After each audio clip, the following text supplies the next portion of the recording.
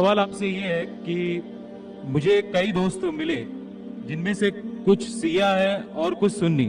جیسے آپ نے کچھ دیر پہلے بتایا کہ جو انسان مانتا ہے کہ اللہ ایک ہے اور محمد علیہ السلام آخری پیغمبر ہے تو میں مانتا ہوں اس بات کو. تو اگر میں یہ کہوں کہ میں مسلمان ہوں تو یہ جھوٹ نہیں ہے. لیکن مسلمان بننے کے بعد ایک نماز پڑھنا بہت ضروری ہوتا ہے اور کچھ طریقے ہیں جو دونوں ہی دوستوں نے مجھے بتائے, لیکن ان کے طریقے الگ الگ ہیں. تو مجھے یہ سمجھ میں نہیں آیا کہ کس کا طریقہ میں اپناؤں, کیونکہ دونوں ہی اپنے طریقوں کو صحیح سمجھتے ہیں.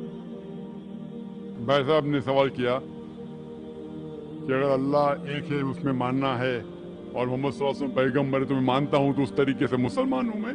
لیکن میرے دو دوست, ایک شیعہ ایک سنی, اور مسلمان بننے کے لیے نماز پڑھنا ضروری ہے تو کس طریقے سے نماز پڑھوں؟ بھائی صاحب آپ کہتے ہیں کہ اللہ ایک ہے, آپ مانتے ہیں کہ اللہ کے پیغمبر محمد صلی اللہ علیہ وسلم آخری پیغمبر ہے, تو آپ نے کہا کہ کس طریقے سے نماز پڑھوں. یہ شیعہ سنی جو آپ نے پوچھا, آپ جب قرآن پڑھیں گے قرآن میں نہ شیعہ ہے نہ سنی ہے, قرآن میں نہ شیعہ ہے نہ سنی ہے. قرآن شریف میں کہا گیا ہے سورہ عمران میں سورہ نمبر 3 آیت نمبر 103 میں وَاعْتَصِمُوا بِحَبْلِ اللَّهِ جَمِيعًا وَلَا تَفَرَّقُوا, کہ آپ آپس میں اکٹھا ہو کے اللہ کی رسی کو مضبوطی سے پکڑو. اللہ کی رسی ہے قرآن اور صحیح حدیث. تو آپ دیکھیں قرآن میں کیا لکھا ہے اور اللہ کے رسول کے صحیح حدیث میں کیا لکھا ہے. تو جو بھی آپ سے کچھ کہتا ہے اگر قرآن اور صحیح حدیث کے مطابق ہے آپ اس کی بات مانو. جو ذاکر کہتا ہے وہ بھی کچھ اہم نہیں اسلام میں, ذاکر اسلام میں زیرو ہے.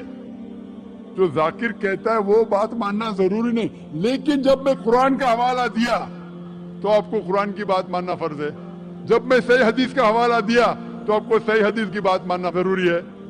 تو اسی لیے کوئی بھی شخص کچھ کہتا ہے اگر اختلاف ہے اس میں تو پھر سے رجوع ہو جاؤ قرآن اور حدیث کے پاس, کیونکہ قرآن میں لکھا ہے سورہ نساء میں سورہ نمبر 4 آیت نمبر 59 میں ورس نمبر 59 میں اطیعوا اللہ واطیعوا الرسول, اللہ کی اطاعت کرو, اللہ کی بات مانو اور اللہ کے رسول کی بات مانو. اور وہ لوگ those who have been charged with authority, جو اولو الامر ہے, وہ لوگ جو آپ کے امیر ہے. لیکن اگر ان میں اختلاف ہے پھر سے رجوع ہو قرآن و حدیث کے پاس, اللہ اور اللہ کے رسول کے پاس.